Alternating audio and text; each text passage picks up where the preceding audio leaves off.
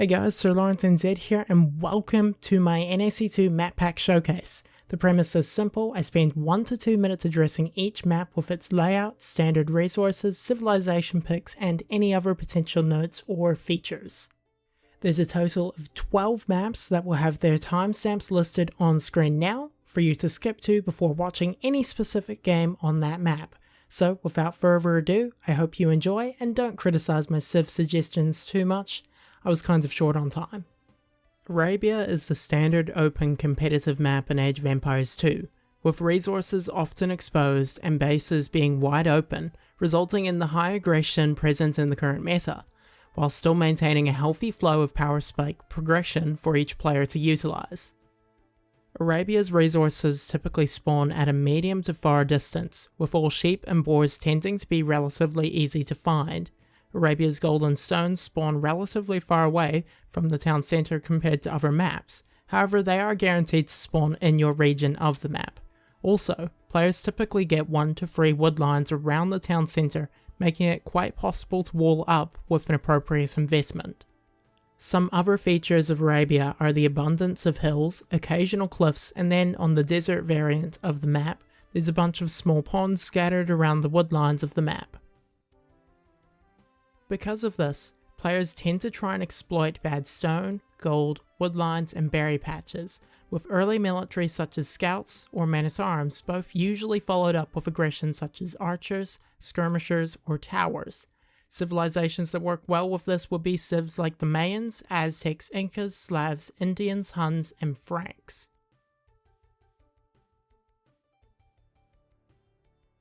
Coast to Mountain has a nomad start, with water along one side of the map and a large hill to the other. Between lays a flat plain with a bunch of additional elephants and zebra. The mountain contains most of the gold, stones, and wood, while the coastline contains additional wood and gold along with water access. Players start with 2 scouting camels, 3 goats, and 3 houses. Elephants and zebra tend to spawn quite close with additional hunt across the rest of the plains. As mentioned previously, wood and gold spawns along the mountains and the coastline, with a few baobab trees spawning along the plains for immediate town centre placement, while stone only spawns along the mountains. The fish present on Coast to Mountain should last well into the Castle Age and is worth Castle Age expansion if minimally contested.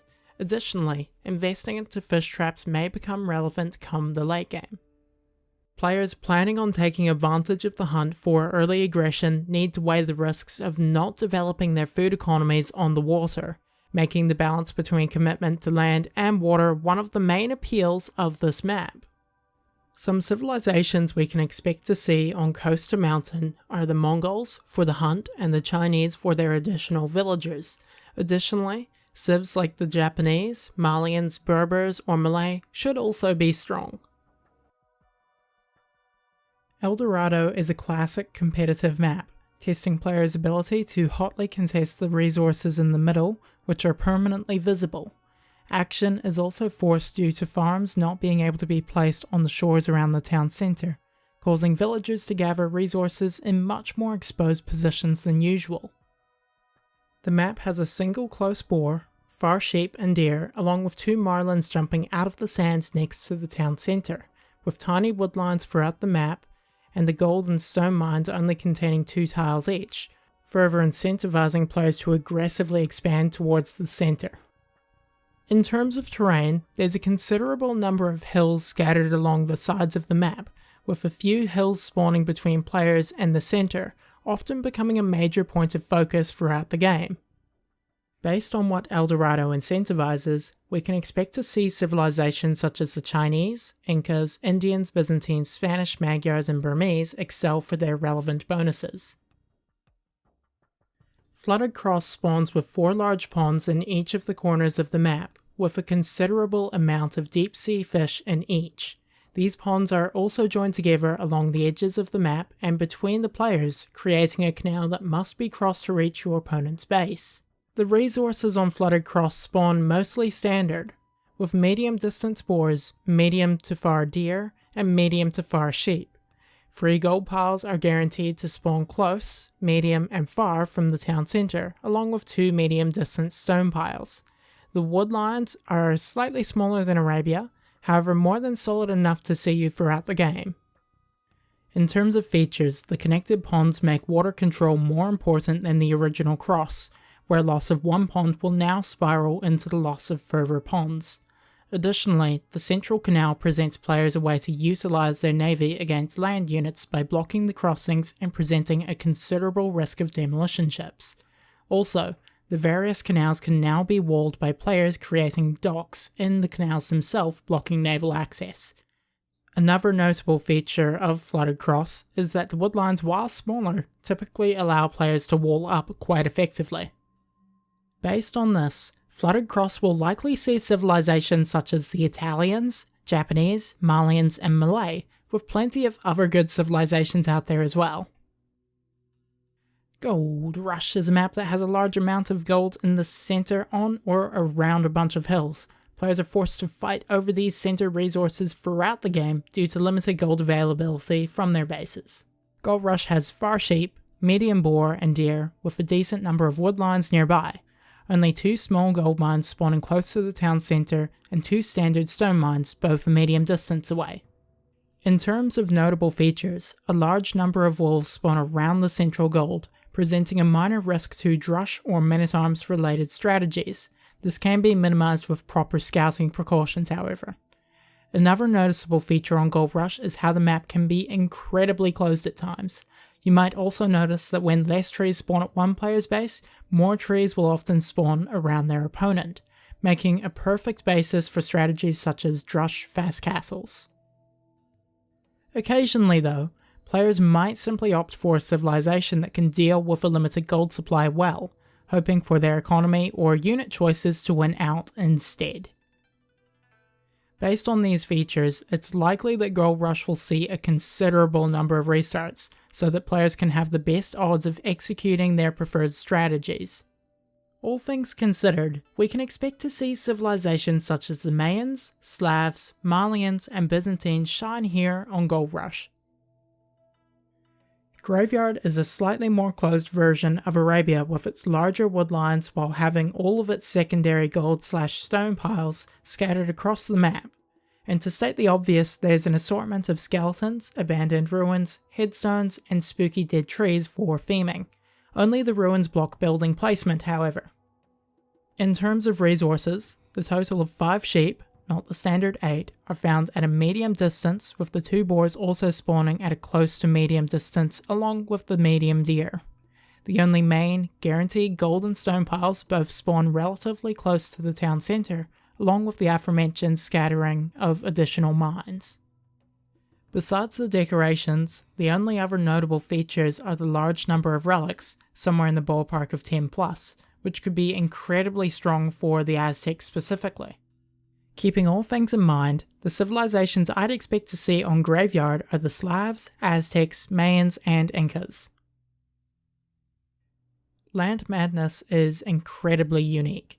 It spreads its resources across the entire map with a ton of berry bushes, 2-tile gold mines, and 3-tile stone mines. Additionally, Land Madness's woodlines have borders of unbuildable ice surrounding them, forcing players to keep portions of their base open to include woodlines.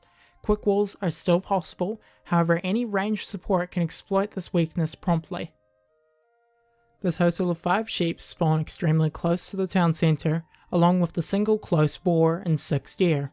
Typically players will have 2 to 3 usable berry patches in the early game within 10 to 20 tiles of the town centre, not to mention the starting free bushes already next to it. In most cases, players will have 1 to 3 woodlines to work with, along with the main gold and stone mines scattered across the map, usually with 2 to 3 nearby. Besides the ice surrounding the woodlines and the scattered resources all over the map, there isn't much else to mention besides there only being a few hills present on Land Madness. Given the resources and playstyle incentivized, we can expect to see civilizations such as the Franks being picked a lot for their bonuses synergy with the map. Additionally, you can expect to see civilizations like the Indians, Berbers, or Slavs in an attempt to try and counter the Franks on arguably their best map. Prairie can be one of the most open maps in the Nili's Apartment Cup 2 map pool. The map also spawns with a bunch of additional wildlife far from the town centres for the players to risk taking. In terms of resources, Prairie has an assortment of both close and far resources for players to utilise. The 5 to 6 turkeys spawn incredibly close to the town centre along with 6 deer. The single standard boar spawns at a medium distance. There's also no proper berry patch, only the 2 berry bushes spawning right next to your town centre. For the woodlines, players typically have 1 to 3 decent woodlines for use in the earlier stages of the game, and for the gold/stone piles, players spawn with the main, secondary, tertiary standard for both gold and stone, all within the medium ranges for each type, which is more stone guaranteed than most maps. The 2 extra golds and the single stone piles are scattered around the map. The additional wildlife is in the form of boars and deer generally found in groups 40 plus tiles away from the town centres in any direction. Another notable feature is that players begin with 2 scouts, helping them to scout faster and lure more additional resources under the town centre. Besides that, there isn't any other notable features for this very flat map besides that players may choose to expend their restarts on this map depending on whether they get an appropriate woodline. Based on these factors, we can expect to see civilizations such as the Franks, Mongols, Mayans, Slavs, and Japanese for their strong economy bonuses and military. Another fun one to mention is the Magyars for their discounted scouts, and villagers one-shotting wolves, and generally good transitions for such an open map. Regicide Fortress is one of the classic non-standard AOC maps, striking the balance between a fast developing economy and late game action, all while including multiple unique units in a rather dynamic way with its civ draft. Players spawn with an additional 6 villagers, 600 wood, 600 food, and 100 less gold and stone. Additionally, players spawn with 5 farms, 4 towers, a barracks, castle, and king, which if lost results in an immediate defeat. In terms of gatherable resources, players have 2 medium distance boars along with 3 medium to far gold piles and 2 medium to far stone piles. For wood, players typically get 1 to 3 decent wood lines which can occasionally be secured in with a few additional walls linking up with your pre-existing base. There are no sheep or deer present for your king to feast on, only llamas for the Incas. Other than a few hills, there's not too much else going on in Regicide Fortress besides the decision to commit heavier into unique units or booming, with the occasional peto bust as well.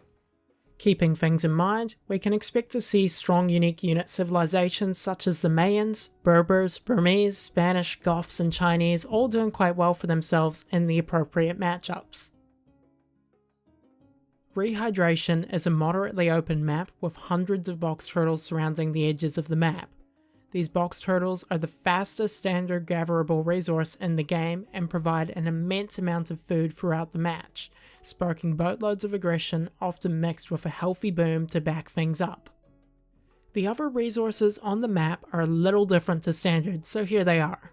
8 goats at a medium to far distance, with the starting ones especially close, 1 elephant at a medium distance, no zebra, ostriches, or berries.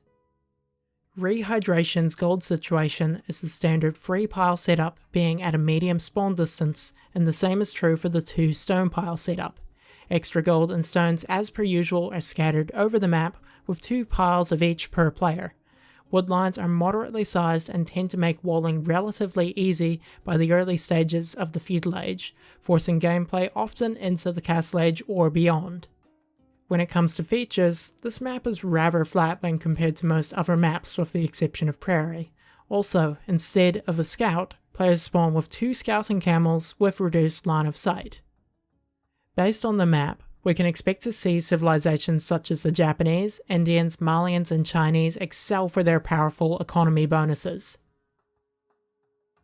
Seize the Hump is debatably the most aggressive map in the whole Nili's Apartment Cup 2 map pool, forcing its players to leave their starting land masses with woodlines containing only half a dozen trees each, along with no gold, stone, or berries.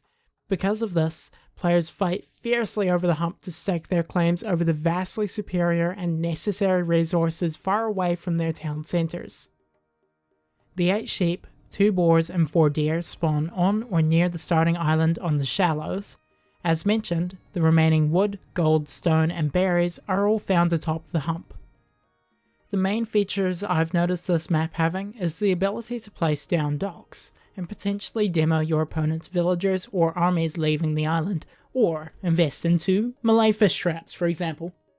Based on the map as a whole, I'd expect to see civilizations like the Japanese, Celts, Incas, Malians, Byzantines, Indians, Slavs and Franks to do relatively well on this map. Tidepool is a water map with 2 bodies of water for players to choose from due to the land being donut shaped, with both having decent fishing available. The land starts with a beach and then slopes up to normal terrain height where both players spawn on opposite sides of the map.